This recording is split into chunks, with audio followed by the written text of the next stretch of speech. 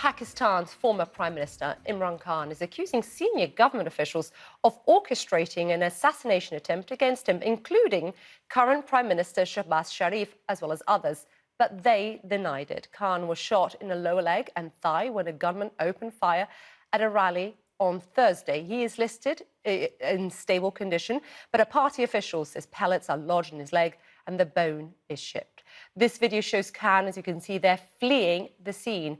One other person was killed and several others were also injured. I want to go to Sophia Saifi, who's live for us from Islamabad, Pakistan. Sophia, good to see you. Just bring us up to date on how this all unfolded and how he's doing this hour.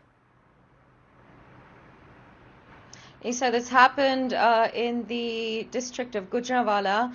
There's a lot of unease in the country at the moment. There have been protests across the country in response to what's happened to Imran Khan. There's been months of political polarization and unease leading up to what happened today. Here's our report on how the events of today unfolded. In the chaotic moments after the shooting, Imran Khan had to be carried out and whisked away from the crowd. A gunman had opened fire at a rally of tens of thousands of his supporters. His target, Khan's party says, was the former Prime Minister himself. Shot in the lower leg, he was bundled into a bulletproof car and driven 2 hours to Lahore for surgery. A party senior leader released a statement from Khan saying Pakistan's old cricketing hero blamed Prime Minister Shehbaz Sharif, his interior minister, and a senior intelligence official for an attempt on his life, calling for their removal from office. It was, the government said, a grievous accusation. Outside the hospital, people waited desperately for news. Protests broke out across the country as news of the shooting spread. 6 others were injured in the attack, and 1 was killed, according to a senator from Khan's political party. Please pray for Imran Khan, for our fellow workers who are injured, this senator says, and for our party member who has died.